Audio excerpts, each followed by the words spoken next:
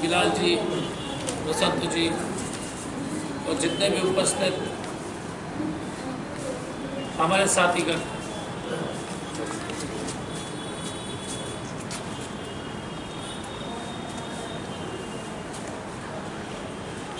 आज एक कांग्रेस के एक प्रशिक्षण कार्यक्रम हुआ था।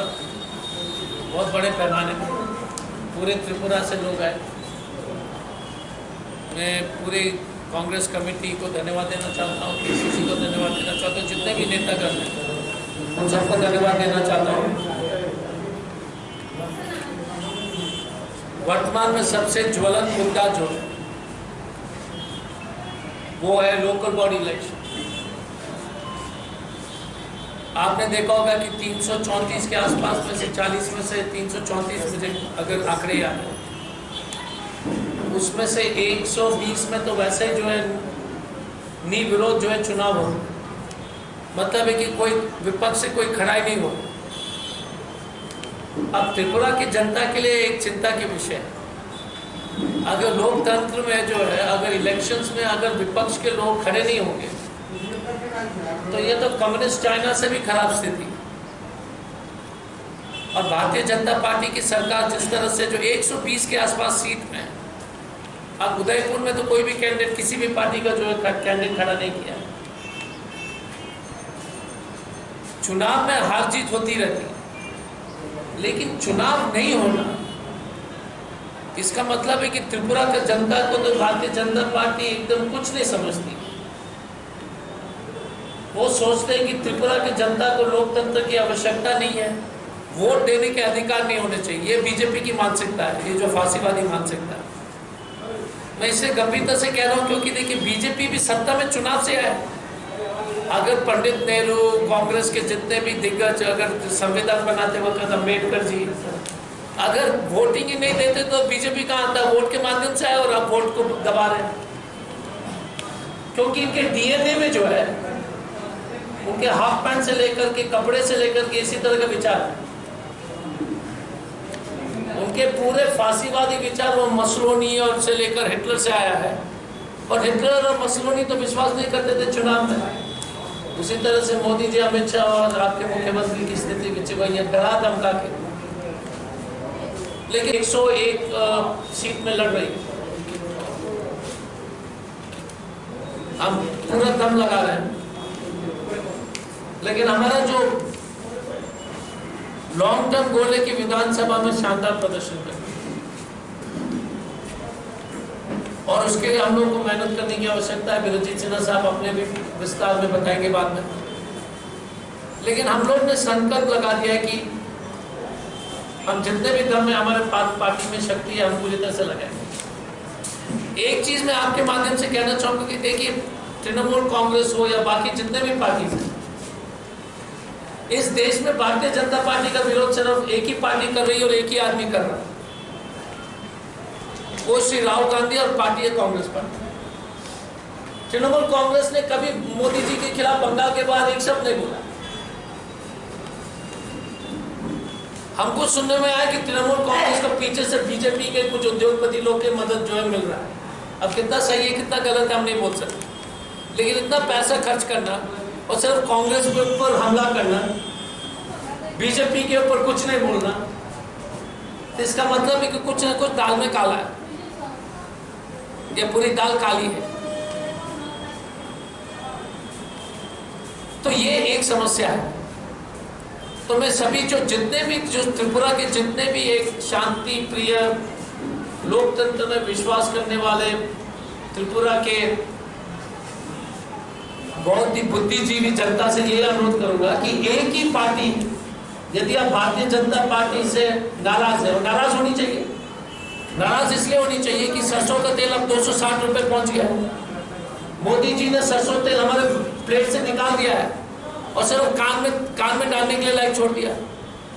आपके खाने में आज कल से जो है सरसों तेल नहीं मिलेगा, सिर्फ कान में डालिए मोदी जी, उसी में जो है ना वो भी छोड़ने के चक्कर में। सरसों तेल ना से उससे मछली बनेगी ना सब्जी बनेगी, सिर्फ कान में डालिए और खुश रहिए। ये है देश की स्थिति। टमाटर के दाम देख लीजिए, प्याज के दाम देख लीजिए, आलू का दाम देख लीजिए, दूध का दाम देख लीजिए। वीरजीत सिन्हा साहब एक पैम्फलेट निकालेंगे कि 2013 में कांग्रेस के समय में क्या दाम थे और अब क्या दाम। बेरोजगारी चरम सीमा पर, नफरत चरम सीमा पर। आपने देखा कि त्रिपुरा में किस तरह से जो है, इतने साल से कभी हिंदू मुस्लिम की बात नहीं होती थी, इन्होंने अपने नाटक फिर से शुरू कर दिए। और त्रिपुरा की यही खूबी है कि मस्जिद हिंदू जाकर बनाते हैं और मंदिर मुसलमान जाकर बनाते हैं।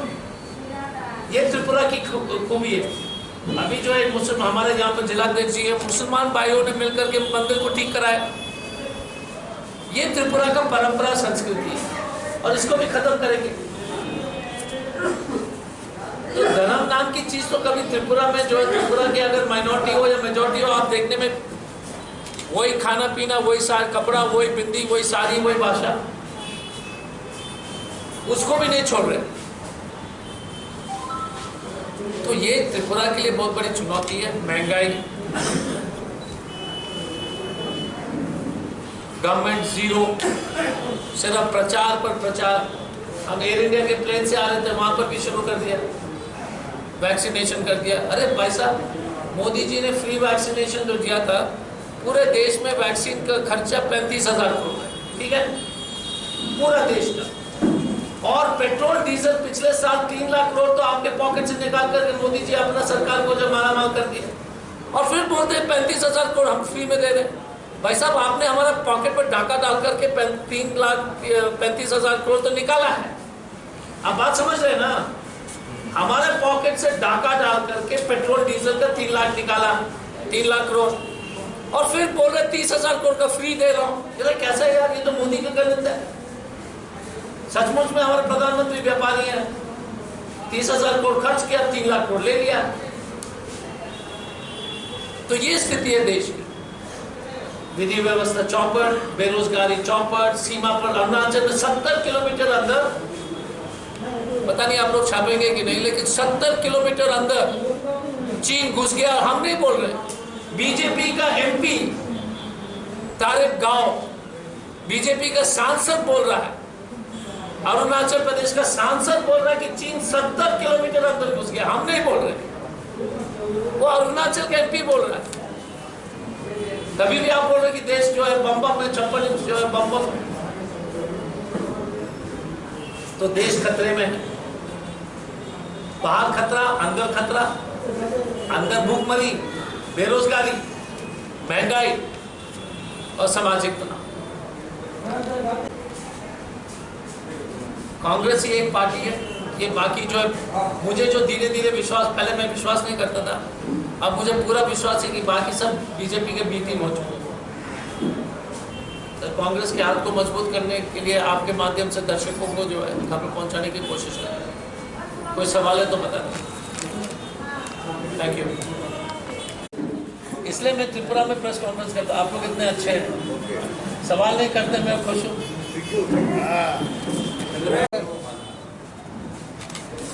সবাই দিকে एक और है क्या?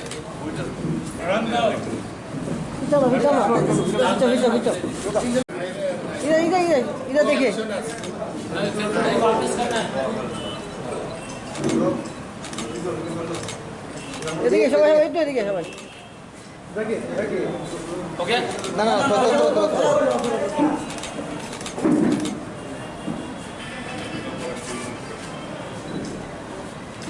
Thank you. Subscribe to Tripura Info and press the bell icon so that you never miss any latest updates and news on Tripura.